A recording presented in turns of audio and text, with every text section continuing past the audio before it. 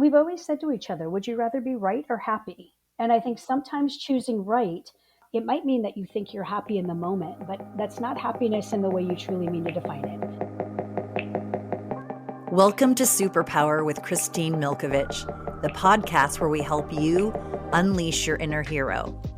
Whether you're a change maker, a trailblazer, or just looking to level up, this is the space to uncover your unique superpower and transform it into unstoppable momentum. Join me as we dive deep with inspiring guests, sharing their game-changing insights, empowering us all to be the hero of our own stories. Get ready to embrace your deepest purpose, own your power, and change the world one bold move at a time. Sometimes we just wonder, how do they do it? There's so much going on in their lives. Robust, passionate, full careers, raising children, managing all the things that come with that, serving on boards, and giving back in deep, rich ways in their community. Well, we all, I think, wonder how it is that people find the passion, the energy, the focus, and the commitment to do the things that really mean something to them. It is a calling, and it is what lights them up and keeps them going. Well, if you want to tune in and hear just about that, we've got a great episode ahead with Megan and Aly, a married couple. They hail right here in the area on Bainbridge Island. So much wisdom, so much fun. Check out this episode. Well, for all of our listeners today, this is going to be such an exciting episode. It is always a distinct pleasure when I get to bring community, friends, chosen family onto the show. And wow, what a ride watching these two women in just their courageous lives, the audacity of the things that they have done already year to date. And I cannot wait to hear more. I think everybody that tunes into this episode is going to leave with a bucket full of inspiration, great ideas, and just a deeper connectedness to what we're all doing out here in life. So without further wait, I'm going to bring to the show and welcome Aly and Megan. Thanks Thank for you, having us. Kristine. It's so exciting to be here with you. Well, thank you both so much. I have said this often because most of my guests lead these robust, cool, amazing, full lives. It took us a few weeks, maybe even a few months, right, to get to this point. And that is just a testament to you guys are doing a lot of cool shit. You're just out there living life and doing stuff. And we're going to kind of unpack that a little bit here on this episode, talk about what that has looked like. How did you both connect, certainly in love and family, but just in partnership? Because we know, well, I always say, if there's one thing I only know at this age, is that it takes a lot of dedication, commitment, and on purpose decision making. That's the one thing I'll own at 54. So we're going to just jump right in here. I always like to go what I call a little OG. Like, let's take us back a minute, because you can imagine, for one, this startup project of mine is just inching into over a year. And we certainly have, built up a following of local viewers, listeners, I guess one would say. But sometimes we have folks that live in other states or even out of the country. Maybe a friend of mine or client of mine moved away and they pick up an episode. So given that, the idea is not everybody that listens to this has met you yet. So how did you two, I'll just lead, you are spouses, correct? Correct. And I just kind of want to start, before we get into some of your community outreach, philanthropic work, being mamas, right? Being mama bears. It's going to be a big part of the conversation today. How did you guys meet? What did that look like? We always love a good, funny, charming love story. So go as deep and transparent as you would like. But how did you two meet before we get to all the things that you sort of developed and conquered as a family? So whoever wants to go first. You want to start, Aly? Sure. Well, these stories may they may sound different depending on who they're coming from. And Kristine, there's going to be reference, I have the feeling, to your wife through many of the stories that come about today, because she's been She had a role in it. she had a role in it and such a vital part of my life as a longtime friend. But it was her, your wife, Chris, and Megan's two very best friends, Tracy and Ingrid. So for whomever out there is listening, know those three. that conspired together to get the two of us in contact with each other. I think the first outing was me begging to go on a sailboat that Tanaka and others had been on with Megan. She's a voracious sailor, and that's where she finds her happy place. And so we went out sailing and had a ton of fun. We did not get along that day. We did not connect in the way that I think everybody was hoping that we You would. mean the rainbows and But butterflies didn't instantly come? I love the truth. I Yeah, love there the were, truth. I would say we got along, but the rainbows and butterflies were not pointing us in that direction. they were not. And then you fast forward about 9 months when there was another plan conspiring to climb Mount Rainier with a group of women. Just that. And so, when thinking about who we were going to put together on this team, Megan was one of those. Of course, Tracy and Ingrid and Tanaka, who we've already mentioned, and a couple of other friends. And we decided to have our first planning dinner to determine whether or not this expedition was going to happen. And Megan hosted it. So we're 9 months after that sailing trip. Megan hosted it, and I ended up falling madly, deeply in love with her that night. I'll pass it to her because I don't think the same emotions. Now, well, I actually, what I would say is I was clueless. I was clueless to that, and I was all in on the Mount Rainier planning. And I think Allie and our friends began conspiring on a relationship. And Allie was great. Allie decided that we should exercise together and get ready for Mount Rainier. And I just remember I was like, I don't exercise with people. I don't like to talk when I jog. I don't like I'm working and Yes. I need to I'm concentrate focused. on breathing. I have to breathe. And I remember telling her, "Okay, I'll jog with you, but there's a few rules, and the rules are no talking, and we could talk afterwards, I guess." And that didn't work out that way. It was like jogging with Tigger. She would jog around me with all energy, asking me all sorts of questions.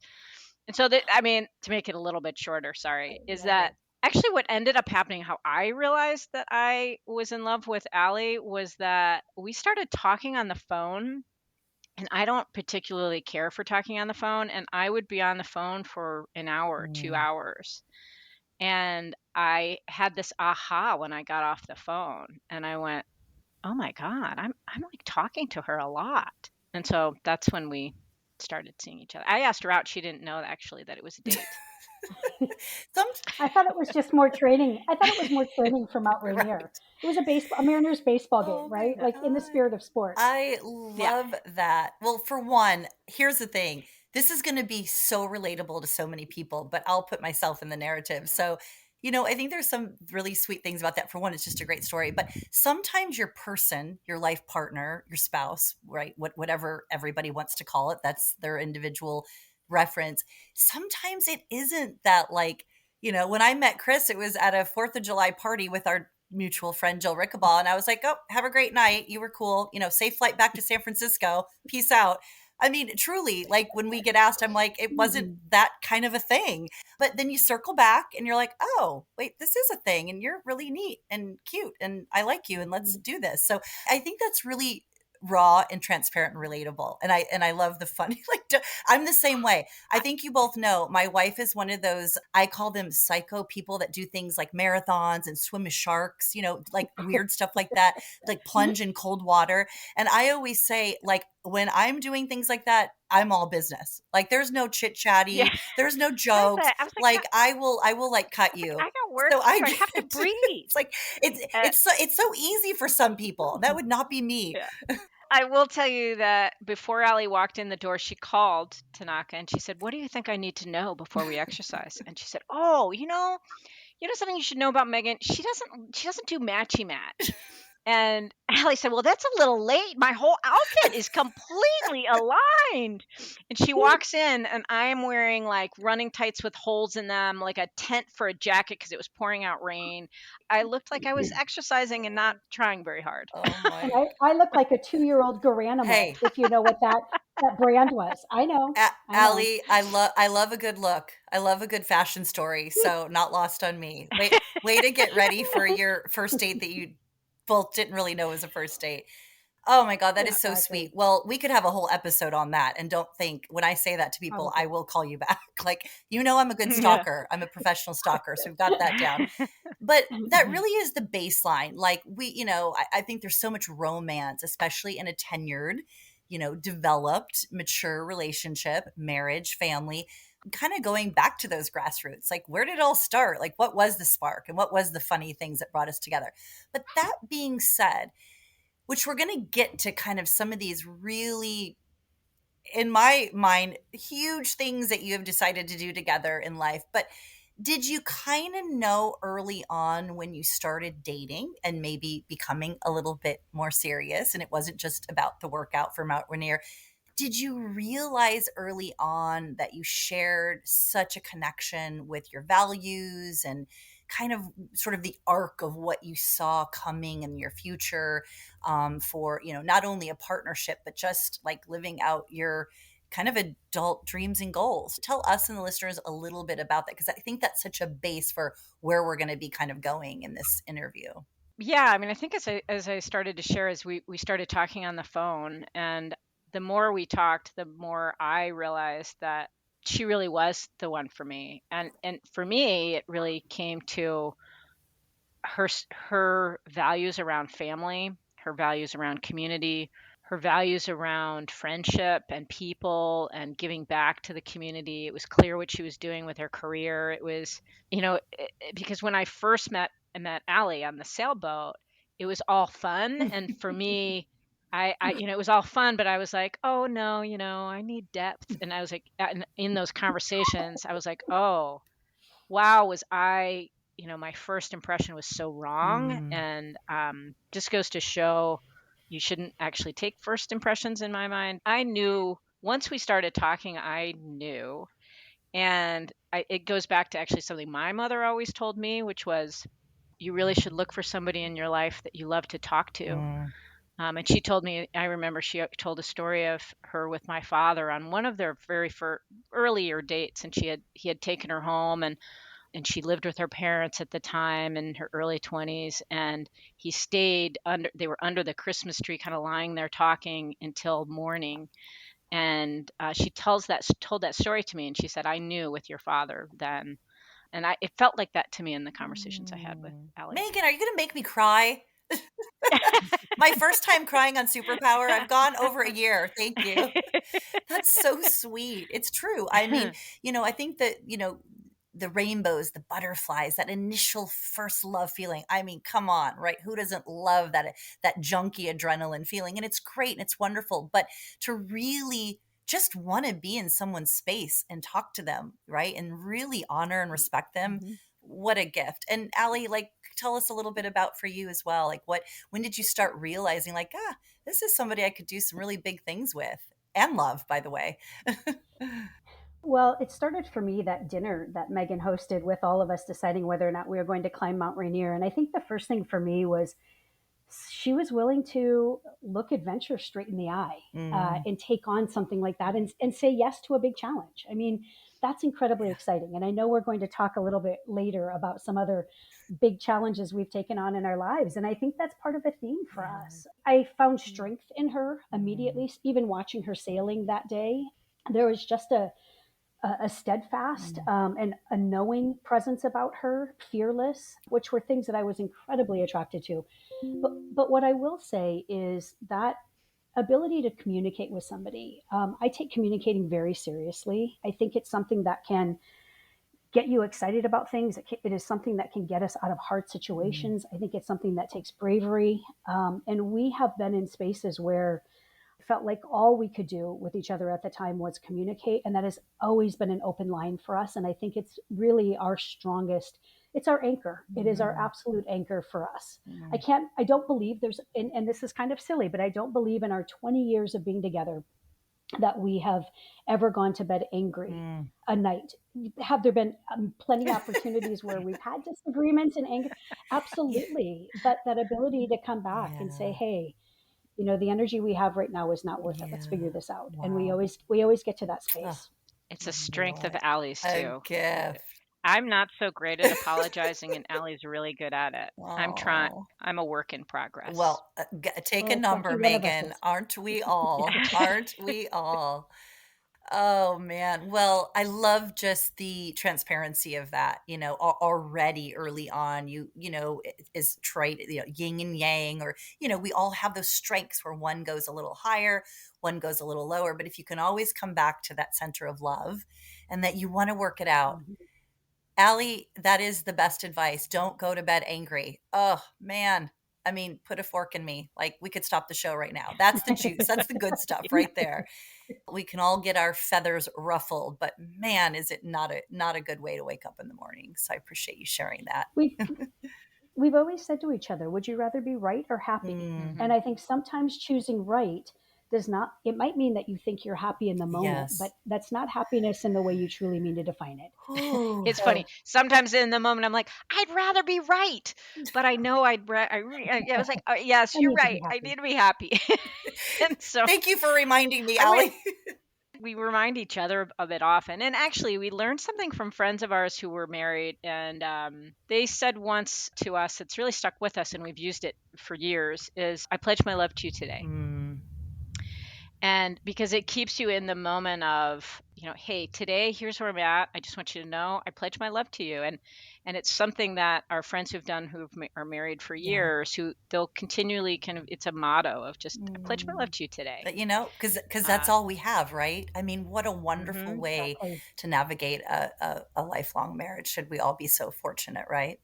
Yeah. Well, that Hmm. being said, I know you both outside of having you on as guests, and I have an idea of what you've done in your careers, but I also would be a really bad podcast hostess if I didn't dig and do a little bit deeper research. So I do want to go kind of trailing into, when you first met, and here you are 20 years later, and like lots of things that you've ground up, right? You guys have had startups in lots of ways as a family and a couple unit. And I can't wait to get to, your children and building out that. But before we go there, you both have very strong, passion centered, community focused, would be my word, careers. And it seems like just so much unique growth and development just separately. I know, Megan, you're at an organization, Island Wood, which I believe you both got married at. Do I Hmm. have that right? Yeah, We just had a reception here. yes, Yes. because I was so honored to be a part of that, and it was incredible. And I want to hear a little bit more about that. And then, Aly, your career currently is at University of Washington, but kind of if you could share, because a lot of people that tune into the show, they're going through, I'm stuck, or I'm bored, or what is next, or is this part of my calling? Am I using the highest and best use of my energy and my resources in all parts of life, but certainly careers, right? So if you could share with us, separately, and how you sort of manage the both of you in these full-fledged leadership careers, I'd love to hear it, because I'll just say, in my household, my wife and I have very full, robust careers. And there are times where it's just a lot. We don't even have the human kiddos. We have two sweet little Frenchie boys, Frenchie bulldog boys. But there's just times where it's like, who's going to the meeting? Who's doing this? Who's getting the, who's driving here? Who's doing this for mom? And it's like, whoa. I feel like sometimes our careers, how they used to say in Sex in the City, Manhattan was really the fifth character. I feel like sometimes in life and in partnerships and in marriages, our careers, right, our livelihoods, our passions, the things that light us up every day are really another character, right? They're another family member in the story. So maybe just share, for our listeners, just, briefly, a little bit of your arc of your work background, your career, where you work, and kind of how that impacts your everyday life. I'd love to hear about that. Let's see. I have spent nearly the entirety of my career in fundraising and philanthropy. You're right. I'm at the University of Washington. I'm actually on my third time around at the University of Washington.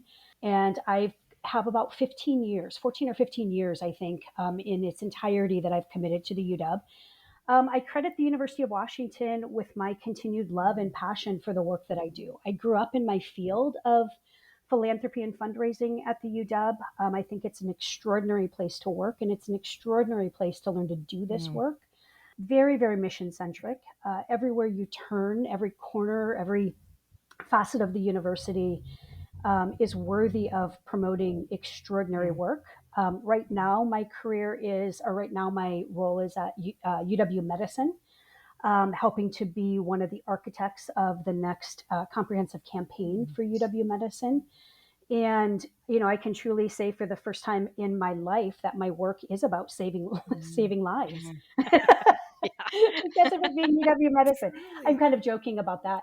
But, the point that you made about it being the fifth character, I think one of the ways, and I'll speak for myself, but I surmise that Megan is similar, that it really is part of my heart that Mm. beats. It's deeply embedded in me that I want to be doing something that is mission focused, mission centric, that aligns with my core values, aligns with how I grew up, in that I watched my mother and father be deeply connected to our community. My dad was the mayor of my Mm. hometown for a number of years growing up.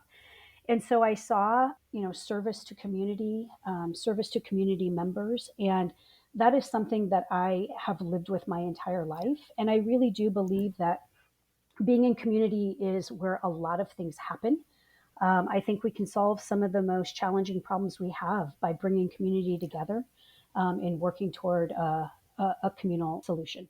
So I love the work that I do. I call it magic in the making, where I get to know what's best about an organization, and in this case, the University of Washington, and get to know individuals who want to make a difference through their own philanthropic investments. Mm. And when I can help align with the problems that they want to solve, with the solutions that we are working on, in this case, again, the University of Washington, it truly is magic in the making. Mm.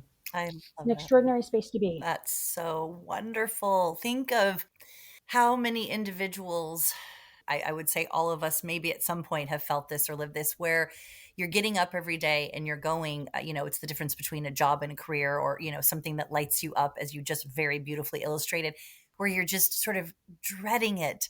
Whether it be, to your point, the mission or the focus is just not truly one that sincerely connects to your heart, or you just, what do we say? People don't leave jobs, they leave bad bosses, or, I mean, just there's all these sayings. And so it's just wonderful to hear you, Aly, speak about your career and where you're at with such passion. That's so inspiring.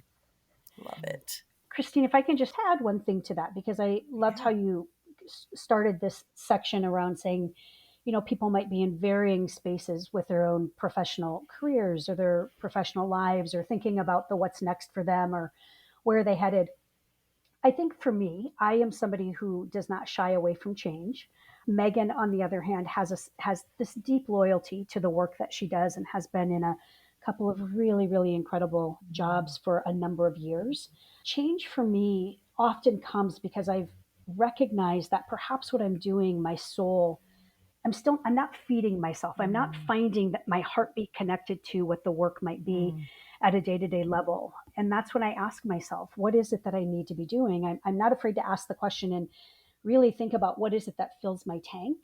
And I think once we're able to have those conversations with ourselves, as the universe, conspires in our benefit, it's amazing what actually starts to manifest and come to you. And I think it's just asking simple questions, but being ready for the answers, Yeah. having our ears turned on, and being ready for what change might be possible. Oh God, that is so beautiful. And we're gonna throw the mic right over to Megan, but I just wanted to share something that you triggered in me 3 episodes ago. We had an incredible guest. She was the fifth female commercial airline pilot in the world. Oh, wow. Stephanie, you have to check out her Amazing. episode. She is epic. I just like, she's incredible. But why I'm bringing that up to how Aly just ended that thought is that her line, and we're gonna close it out asking you. So I don't want to give it away, but when we sort of closed out the show, she said, the motto that has gotten me through life, let alone you can imagine the fifth female commercial pilot. Talk about getting through some barriers and hurdles and hearing some no's. Wow. But she said, you have to submit to get accepted. Hmm. Uh, I So, love right, that. you have yeah. to So true. submit to get Hmm. accepted. And I think that many things Exactly. that you said, Aly, were so beautiful and poignant and impacted me. And I think lots of listeners will hear your true heartfelt message is that, you can dream about the next thing, or we know it's takes so much courage. Oh my God, I've been terrified. I've talked about starting a podcast for 4 years before a year ago. So Hmm. there you go, insert real life stories. But I just love that you're just like, it lights you up. You feel it. It's so purpose driven that you just Yeah, couldn't not, right? Give it a try or go for it or come back to UW. exactly. So that's so beautiful. So Exactly. Megan, tell us a little bit about your career path. And like I said, I was on the property of your organization to again attend the celebration of you and Aly, but I've read more about it and just so many cool things going on there. So educate us a little bit. Tell us about that. Yeah. Well, so now I'm the current CEO at Islandwood, which what our work is about really helping the next generation of environmental stewards really move into that leadership type role, and that's really what we're working on doing is inspiring that next generation. But I started where, if I were to go back, because I think you kind of asked us to go back a little bit, I mean, I graduated from college. I originally thought I was going to become a psychologist, and so Mm. I went to go work for a year and outside of Washington D.C. and I got a job as a job coach for individuals experiencing mental illness. And I was going to work for a year and then I was going to go to graduate school and become this psychologist. And my job, it turned out to be one of my most favorite jobs. I loved working with people with really thinking about kind of where are they? Here's the deck you've got right now. What do we do now? Where do we go? And that's really what my job was. But the reason I start there is I didn't become a psychologist. I would have been a horrible psychologist because I would have been like, "Didn't we talk about your mother last week?" I I Megan, I you're would like, have get been over it. terrible. It's fine. I really would have been terrible. I mean, and by the way, I'm a strong believer in therapy, strong believer in psychologist, but I would have been terrible at it.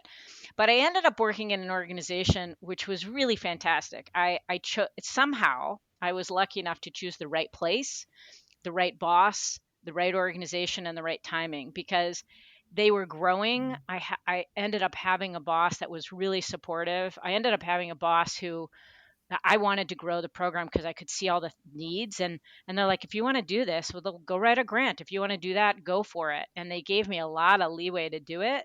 And I got to grow up in that organization. And so as Aly said, I am pretty darn loyal. I've worked for 3 organizations in my career. And the first one, I was there a little over 11 years and really ended up directing workforce programs all throughout the DC and Maryland region. And it was really exciting. And I grew up in the organization, and the organization grew to do amazing, Wow. amazing things. And I still keep in touch with that old boss.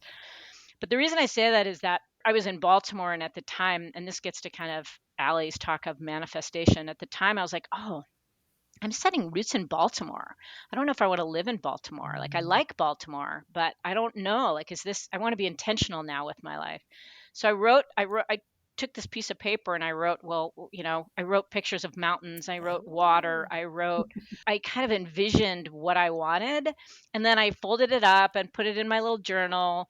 And about 3 months later, somebody called me from Seattle to look at a job out in Seattle, and the only reason I took the call and came out was because it fit the picture that I Oh had my drawn. gosh.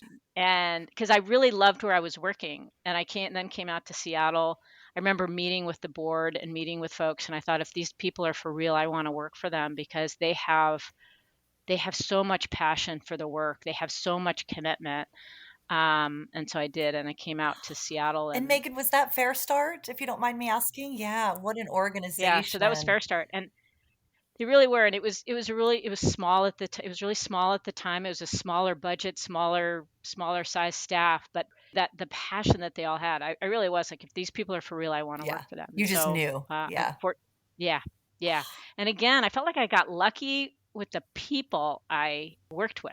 I had a great board, I had great staff, I was given great opportunities, and so I was there for 18 years, and then also had this kind of moment of, okay, so I love where I am, but what's Yeah. next? And at that time we had kids and we were out on the island, and I started kind of envisioning what that next chapter could look like, and got really lucky and ended up here at Islandwood, which feels to me like I'm coming back home because when I was in my late teens, early 20s, I worked for an environmental education center in Vermont and loved it. And I remember the director said, "Oh, you'll be a lifer. You'll work here for your life." And I didn't, but now I feel like I've kind of come home, even though it's on the other side of the country. Wow. So really just also though the testament to following, your gut, your heart, the work that Yeah. really is important to you. I mean, even though you're saying, three different companies or brands or organizations, but there was still a reason. And that darn art, that is such a cool story that you Yeah. really sort of, It's envisioned it.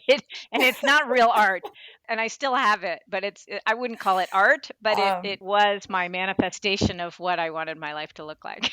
yeah, I'm not, It was enough. It was enough. I was just going to say, Allie, It was enough art. I'm not winning any curated painting awards either. I was just going to say it's evidence Yeah. that when you begin to manifest the goddess above or whomever, Mhm.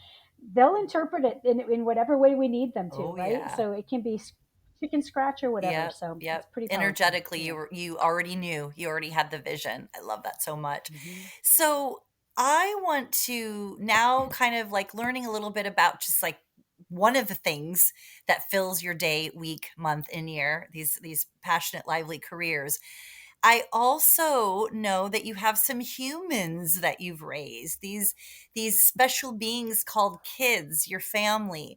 And before, as much as you're comfortable sharing, before you get into to making the on purpose, very thoughtful, very specific decision to grow humans in a family, I'll take this back again to just, and for me, it's 12 years. I've been with my wife and have known Kristen for 12 years. Obviously, you two way longer. But I'm going to share something that you two may or may not remember. Years back, when Chris and I were first together, even before we got married, we thought perhaps there might be a idea that someday we would want to co-parent. And fast forward, here we are today. We ultimately decided that was not the path for us or the right path for us as a unit. However, you sent us to this incredible organization. We actually went to an intake meeting, like it was a presentation, the whole thing. And is that organization, is it Amara? Yeah. Yeah. Okay, just wanted to make sure I'm saying it correctly. Yeah. Long Yep. before, I just was reading and again getting ready for this interview, and I was like, oh, I remember you two raised your hand and said you got to go and just feel it out and get some education. So before you kind of talk about your actual rearing of children and deciding to have a family, tell us a little bit. Amara is a adoption or a placement facility here in Seattle for those listening. Certainly you can pull it up online for our audience and get well educated and reach out if you have a need. But you've got two experts right here in Aly and Megan, because they did just that as a couple, defining and deciding, about growing a family. So maybe before you give us a little bit of a pathway of how you got to Amara and that process, did you both know pretty early on, either individually, right? Because even though you've been together 20 years, right? You weren't 19 when you met. You were grown women.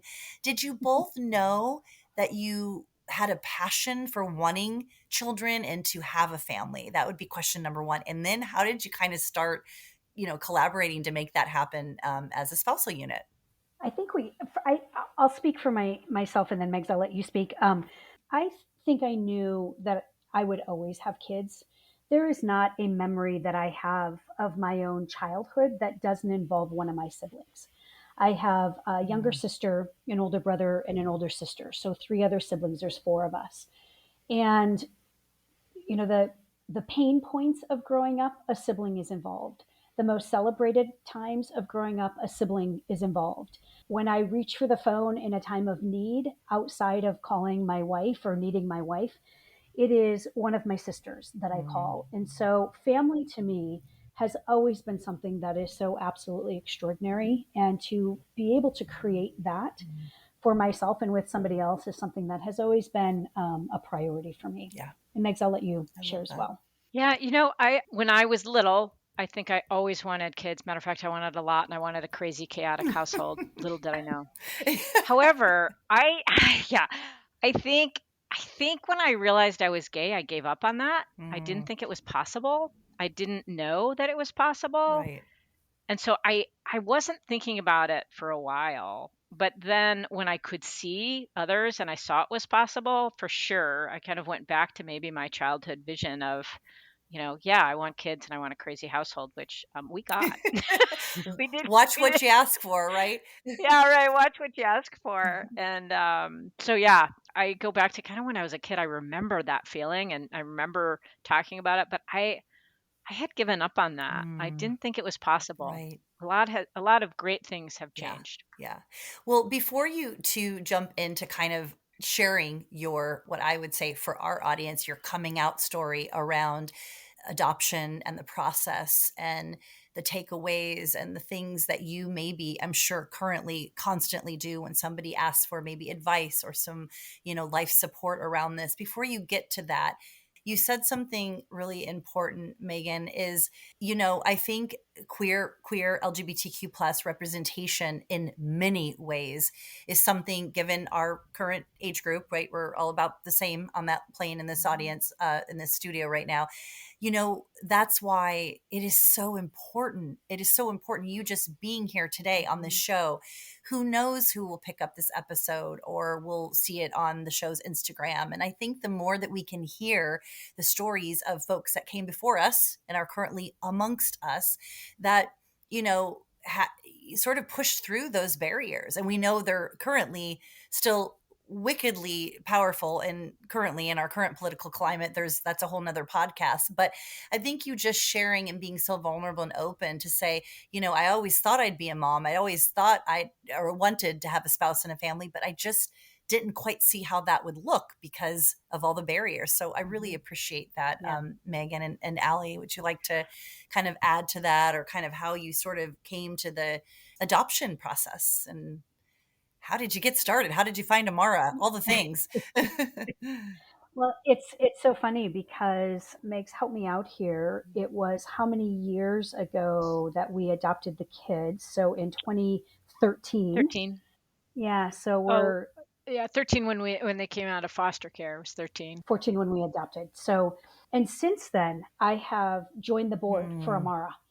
So, when you think about those places that you want to give of your own time and resources. Yeah. and resources, exactly, in philanthropy, that was a place that I think for me Mm, was just an absolute no yeah. brainer. To us came our forever family, came, the love and joy that Megan and I now have and share with what we call our three littles and big. So we can get into what those profiles are in a bit, but I think when Megan and I realized that we were the real deal, that this is something that is going to stick and something that's going to stay forever, the conversations that we both had about our own families, the way that we were integrated with our families, we knew that it was just a natural step for Mm, us. And so we discussed the ways that it can happen for two women in a relationship. And going through foster to adopt was the way that made the most sense for mhm, us. mhm. And Amara is an extraordinary organization that's been in the Seattle area for, I believe, over 125 years. Wow. They used to be known as the Medina Family Foundation and has been doing this extraordinary work. And their current mission is really around providing the support and resources for children and families that are either part of the child welfare system or about to or at risk of experiencing Mm, it. yeah. It is an incredible organization with deep work here in Seattle and in Tacoma. Anyway, that's how we made the decision, and we didn't know what we were getting into. It's not an easy process. It is far harder to foster a child than it is to decide to, or to just get pregnant and have a child. There are many Ma- certifications that you need. There are a lot of hoops. Many moving parts than just a really great night of lovemaking, Yeah, right? right. Exactly. Exactly. We know that is Exactly. not always the way a human comes into the world, but that Yeah. that that could be one That's way. right. I think the thing I wanted to underscore about Amara that I loved then and love even more now is that their focus is really on the child, and their focus is really on making sure that a child has a home and has a loving home, and they really focus first on reunification.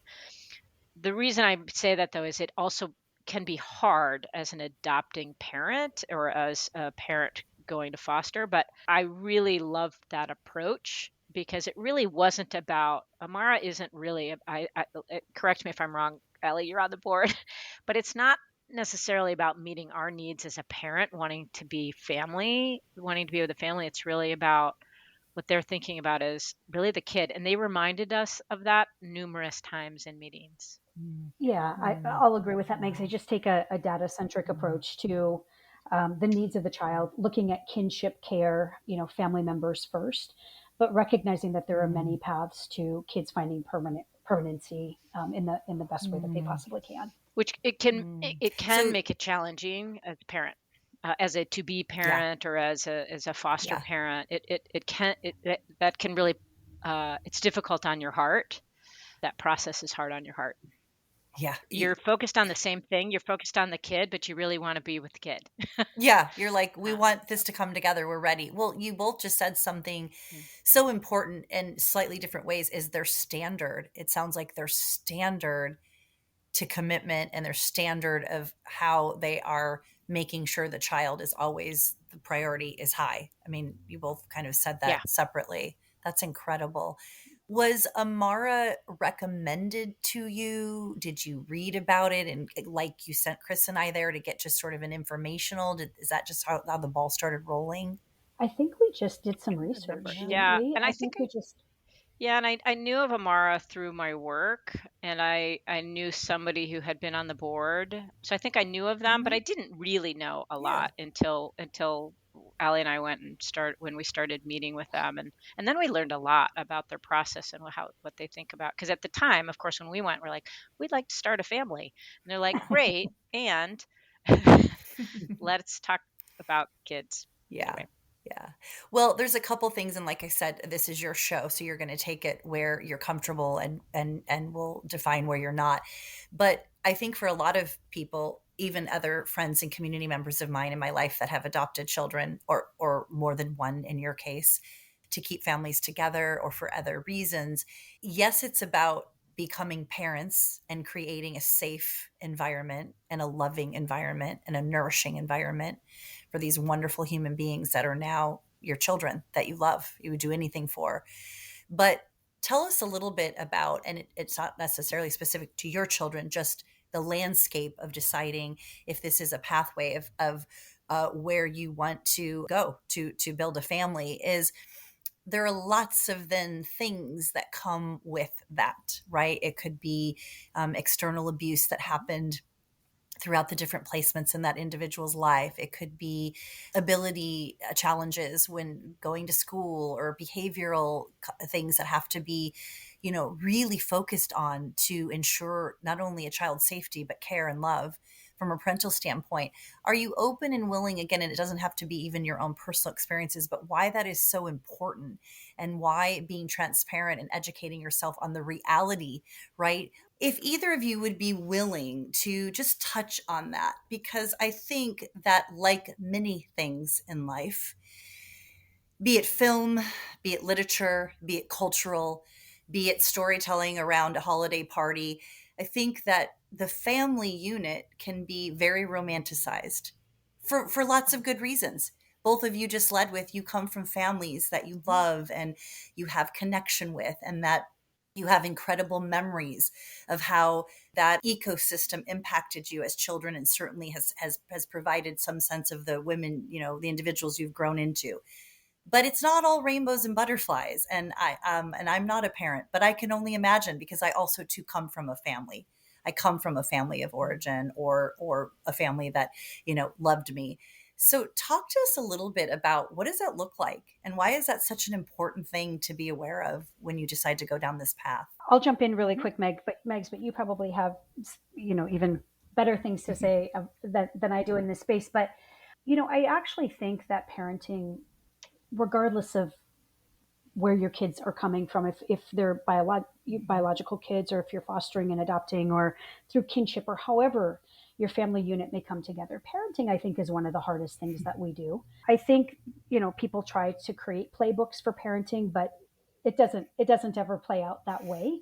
And so I just want to acknowledge it's always hard. You're always living in the Yeah. moment, as a parent, and reacting and responding, and always trying to create those safe spaces and the nourishing environment for growth and vitality of your kids. But one of the things, I don't want to go back to Amara and spend too much time there, but one of the things about going through the foster care process, when you have a good caseworker like we had through Amara, there are a lot of really hard conversations that are being had with you. Mm-hmm. They are preparing you for nearly every opportunity that might become a reality and asking the hard questions. And if you're not comfortable, if you're not able to be really honest with yourself about the spaces that you think you have the tools available to be in, you're not going to have probably a very good experience. You're going to have a placement that's probably not going to be the right placement for you.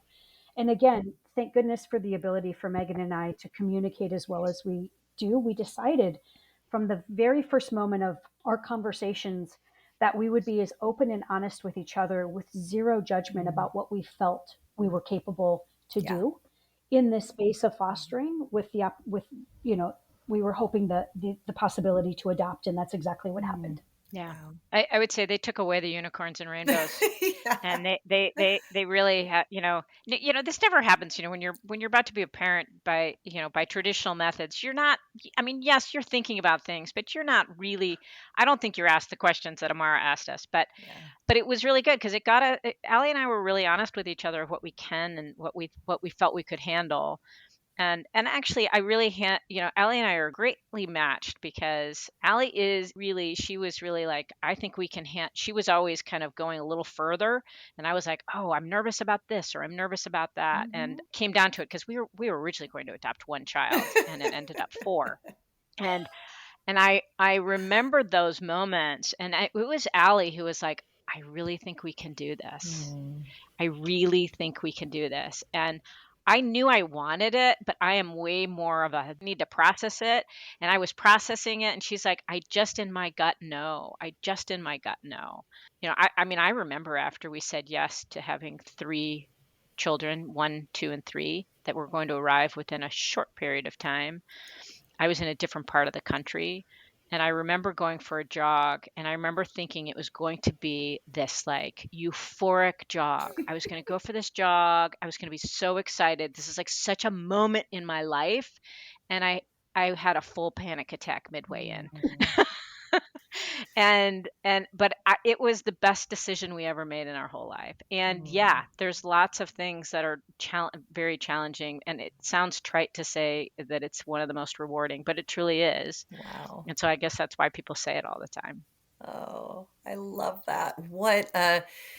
I mean, gosh, there's so many things to unpack there, but just, I've been around your children a few times and been to your home, and just there is this saying, and it's a saying that is very important to me in the work that I do. And it is why I personally feel like the work that I get to do, providing support to people for their brick and mortar that they call home, just the definition of home, feeling safe, feeling loved, having a knowing place, having connection. I mean, there's so many things that happen right in our home environment. And I think just the fact that you two have created that for your whole circle, your whole group, is just incredible. And we really appreciate your honesty and your transparency about it.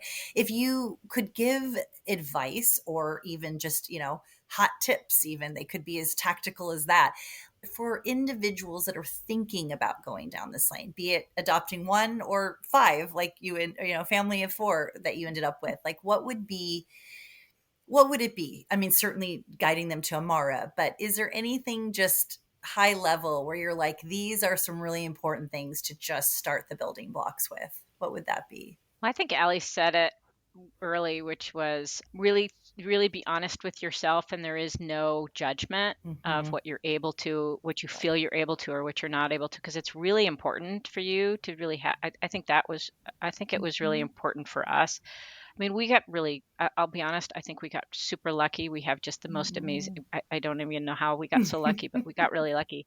And as you also know in our life, we've had many, many challenges in that road, but I wouldn't change it for anything. But I think it's such, Kristine, like the business that you're in. I mean, having a family or having kids in whatever way they come into your world or you into theirs is one of the probably top 3 decisions we make in life.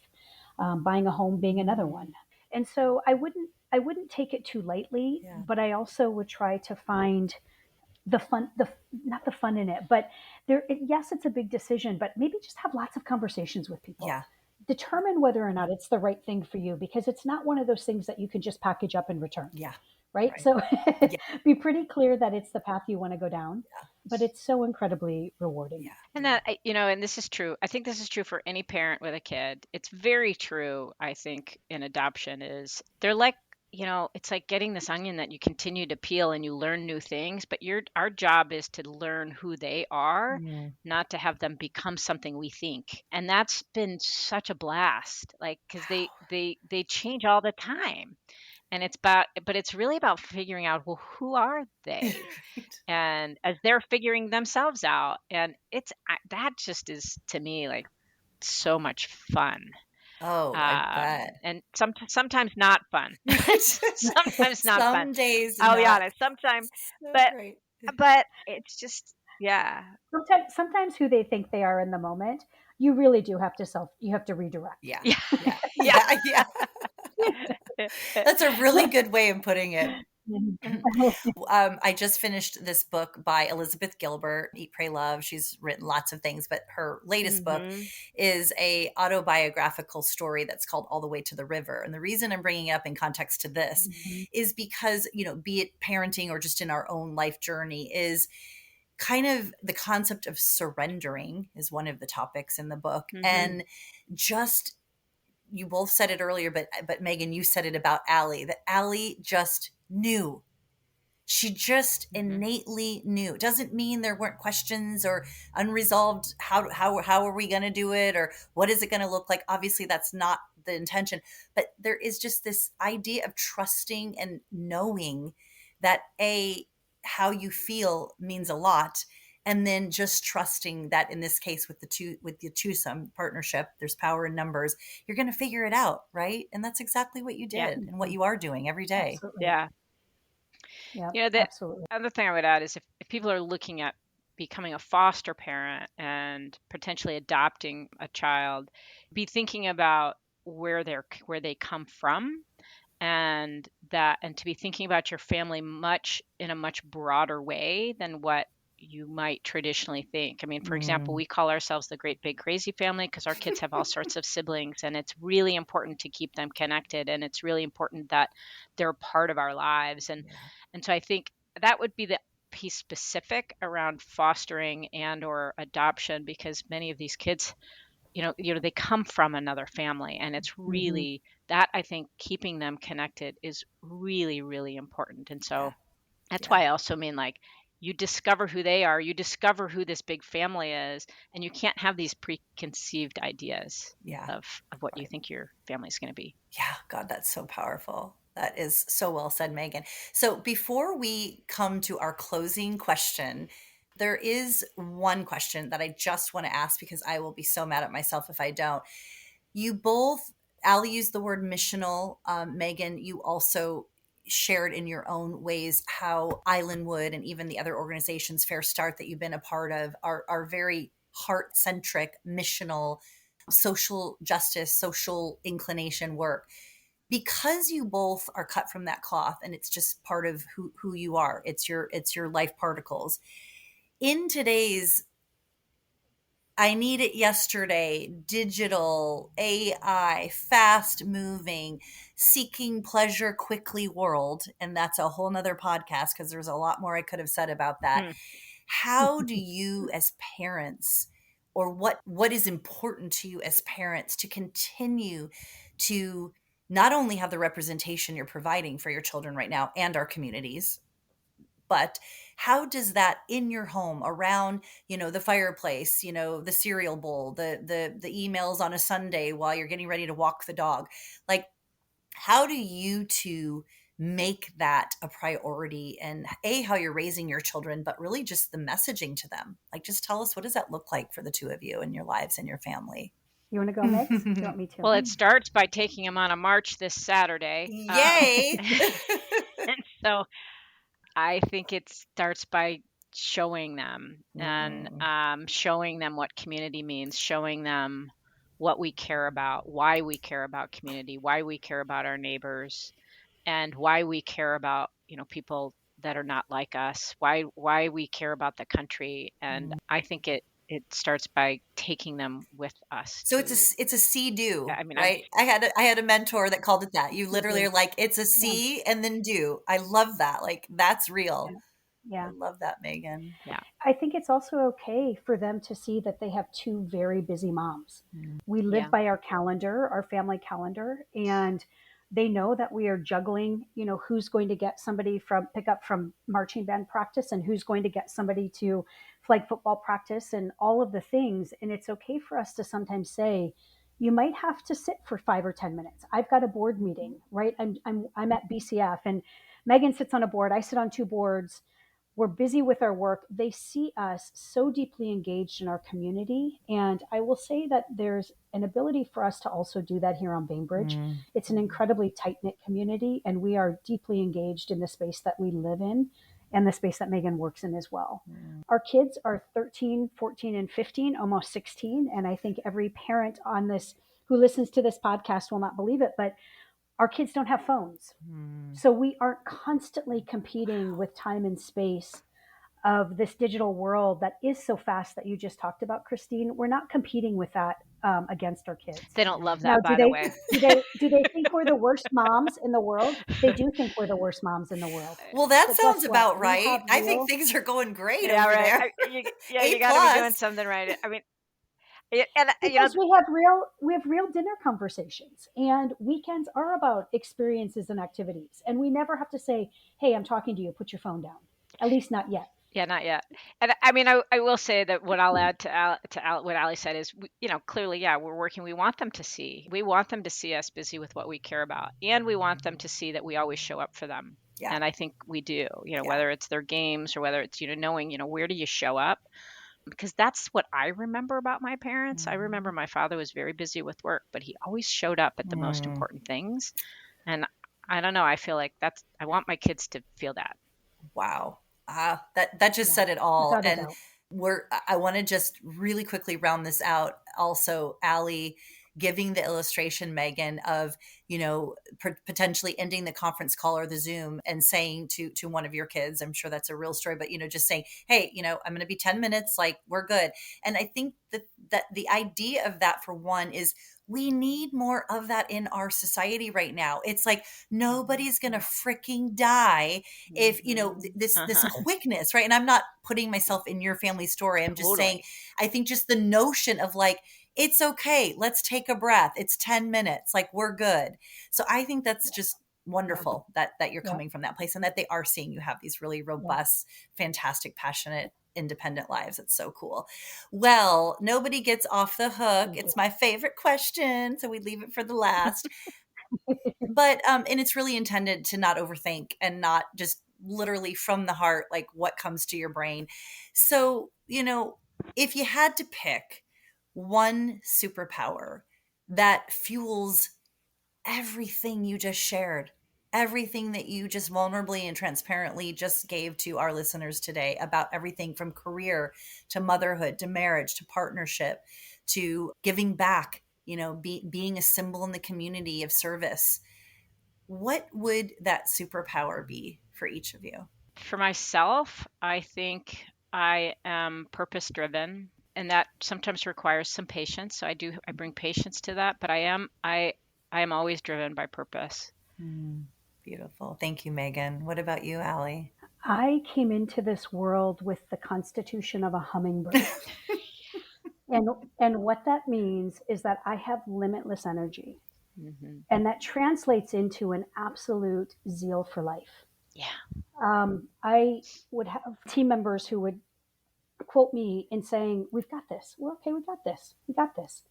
And I mean that. I really do mean that. I think there is very little that, when approached with a positive attitude and eyes wide open and a heart that's just flowing, that it's not possible. And maybe I'm too optimistic. and Never.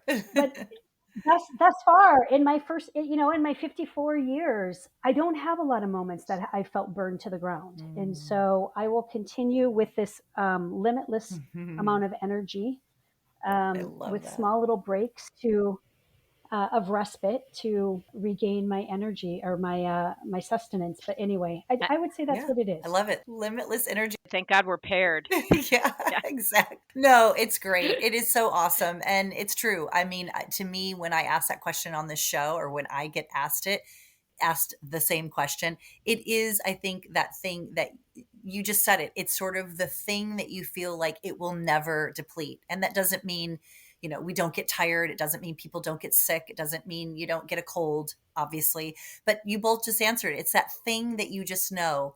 It's always there. It Yeah. is the thing in your cup that Yeah. fuels you and leads you. Well, this has been an absolute pleasure and fun. I hope it felt Thank easy you. like I promised it would be. It was Totally. so easy. We're humbled that you'd ask us, but I Oh, mean, it was really, I was like, what? Why should we talk to us? well, because you are doing so many amazing things. And, we all know in the world of publications and lots of podcasts and lots of online resources, if you pick up something and you hear it and it moves you or it inspires you, that was probably a really good podcast to listen to. So I know that's going to Sure. affect our listeners. Thank you both so much. I know your lives are full Thank and you. crazy and good and fun. And Thank you, it was a Kristine. blast. Thank you so Thank much, you so much. Kristine. Love you. All righty. Bye bye. Thanks so much for joining me for this episode. If you enjoyed it, I hope you'll make it easy for others to enjoy it too. You can do that by subscribing, writing a review, and sharing episode links with others. Then you'll be my superhero.